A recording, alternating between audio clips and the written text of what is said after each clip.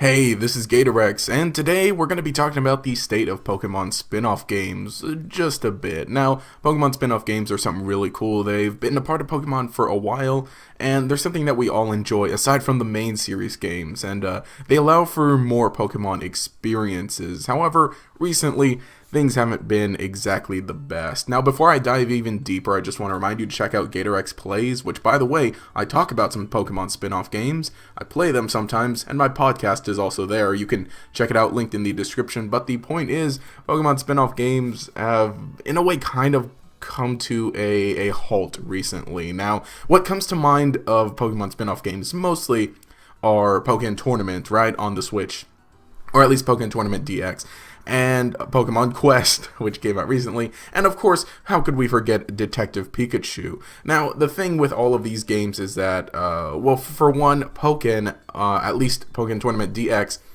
it was a port of a Switch game, or not a port of a Switch, it was a Switch port of a Wii U game. It was, of course, an enhanced version and everything, but in the end, it was mostly just kind of an update, and especially because originally, in Japan, it's an arcade game.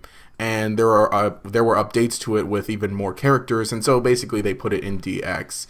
On the Switch itself this year, we haven't seen much. We've just seen Pokemon Quest, which was interesting. That one was actually developed by Game Freak itself. However, it was mostly an app game, and that's kind of where Pokemon spin-off games have been recently, in app games. And even with these app games, they're not exactly big things, or there's not a whole lot of talk about them. There is one, of course, Pokemon Go, which is still going and has a lot of talk about it still constantly. Now, as far as like other spin-off games on actual consoles, like the last spin-off game we got on a 3DS was Detective Pikachu, and as I mentioned, a lot of the spin-off games were just kind of bringing things over. Detective Pikachu had been out in Japan for a while, and so bringing it to the 3DS last year, which actually, yeah, that was 2018 that it was brought to the 3DS. Yeah, shoot, that was only recently, at least here in the U.S. What is interesting, of course, is they brought it here, and we've got the Detective Pikachu movie coming out this year in 2019. So obviously, there's going to be some sort of purpose to bring it here. There's going to be some tie and some hype. Like we just got this game, and then we're going to be getting the movie later this year. Now, in terms of the thing is though, I at this point, when this game was released, this was not necessarily the only game released for the 3DS, but one of the only games that was still put out, because by this point, Nintendo had kind of moved on fully to the Nintendo Switch. So I don't know how many people talked about it, played about it. Obviously, I think some people who really, really liked Pokemon and who were interested for more gameplay of any kind of Pokemon game played this. And really, I feel like this is kind of the last full spin-off game, because really, should you count the app games as spin-off games? Technically they are, right?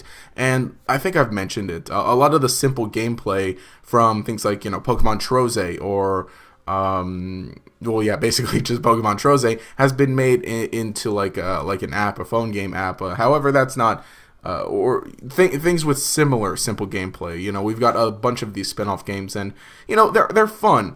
Like I said, kind of the only one that's still really doing anything, still really going, is Pokemon Go, because, it has to keep the big updates, and, it's a big game. It's a big game, right? It was big when it first came out, and it's still pretty good going now, especially now with Pokemon Let's Go, where you're able to transfer Pokemon over, where you're required to in order to obtain Meltan, and Pokemon Go just has these constant updates, these constant events, which help to keep it alive. So whether you believe it's not alive, still going, this and that, it still gets players, and it still gets talked about, which is more than, we could say for other spin-off games like Magikarp Jump, or, what else is there? There's Pokemon Duel, which recently Pokemon Duel announced a new model of paying, basically, because, since these are app games, they're free to start, and you can pay for more this and that down the line. There was a new way of paying for it, or kind of like a membership, right, for Pokemon Duel that was announced. I have not heard a whole lot of Pokemon Duel as of late. Personally, I don't play it, but obviously, it's not a whole thing of like, oh, I don't play it, so it doesn't exist. But obviously, like the mostly the only game that still gets talk in terms of anything is Pokemon Go. Even Pokemon Quest, That was on the Switch. That was actually getting some talk, some hype, and especially because it was kind of like a stealth release on us, right? They announced it, and then they released it the day they announced it. So that's how it was around, but then it kind of left off because it didn't get a whole lot of updates and everything. Pokemon Go is the thing that still gets updates, and so realistically, that's kind of the only spin-off game going on now. Of course, like I said, Detective Pikachu is here and came out last year. Now, what would be cool, what would be neat, is if Detective Pikachu got a sequel on the Switch, or even just a straight-up port to the Switch. They've ported, like, DS games to the Switch so far, and that's kind of worked out. And, you know, they've done some similar-ish things with, like, some other games, just putting them onto the Switch, so who knows. Again, you know, I haven't played Detective Pikachu myself, but it didn't seem like the type of game that I necessarily wanted to play. But the gameplay of it does seem like it could potentially come to the Switch or something like that. And even though Detective Pikachu is realistically like a full game, the gameplay is still pretty simple. It's more of a story. There's not a whole lot of input or full things. But again, you know, it does have like full 3D models and everything, these cutscenes and all that. And so it's more of a game as compared to, say, Pokemon Quest or Pokemon Duel, you know, the app-based games, which, again, you know, I'm not knocking app-based games because they've been really important in the last few years in terms of, like, a gamer society, general society, and they've been really helpful for Pokemon. You know, Pokemon Go was extremely important for Pokemon's brand. It was very helpful, and it not necessarily put Pokemon back in the public eye, but it assisted in making it even more popular and helped in the release for Sun and Moon later that year. However, it has been a while since we've gotten kind of a full Pokemon spin-off game. Not knocking Detective Pikachu, but basically Pokemon Super Mystery Dungeon was the last kind of big game we got. And the Mystery Dungeon series has just done nothing for a while. Super Mystery Dungeon came out in 2015. This was during an off year in the main Pokemon games because we had gotten Omega Ruby and Alpha Sapphire in 2014, and then 2016 was going to be the release of Sun and Moon. So 2015 was when we got Pokemon Super Mystery Dungeon. I haven't played this one. I've only played like the Pokemon Red Rescue Team, Pokemon Blue Rescue Team, and then Explorers of Darkness. I have been away from the Pokemon Super Mystery Dungeon series, but I really need to get back into playing these games because, you know, it's very important, right? It's very important to get a little more experience with Pokemon, to play these games while they're out, because then there are going to be more. And obviously Super Mystery Dungeon and just the Mystery Dungeon series in general could definitely come to the Switch. I kind of don't see why it hasn't, and I don't want to get like full speculation and conspiracy theory like some other people are, but I think it's possible we could get a Mystery Dungeon game on the Switch this year. I don't know, maybe. Maybe we could get one announced now and coming in the summer, and then we'll get the big Pokemon game in November on the Switch. But obviously, Pokemon Mystery Dungeon is used to playing on one screen, right? Because that's sort of the problem in bringing series that have typically been like two screens with the DS, bringing them to the Switch, but it's been relatively easy. So, Mystery Dungeon, obviously, you can play it on one screen, bring it to the Switch.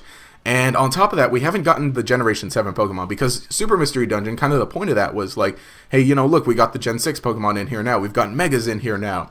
But Generation 7 Pokemon haven't been in a spin-off game, and Generation 7, it's pretty much done, it's pretty much over with. Because, more than likely this game that we're going to be getting on Switch later this year is going to be the Generation 8 game. You know, obviously you could have your speculation, your conspiracies about it being Diamond and Pearl remakes or this and that, but point is, the Mystery Dungeon series is one of the big hitters for the spin-off games, right? Pokemon Ranger was for a while, but we didn't, it kind of slowed down and stopped, but aside from that, it was Mystery Dungeon, right? We had the main series Pokemon games, we had Mystery Dungeon, and then we had all the little spin-off games, which Rumble was continuing for a while. And then now it's gotten to the point where basically you just have the main series games on the Switch. You got your Let's Go, and then you've got all your app games on your phone, which for spin-off games is all right?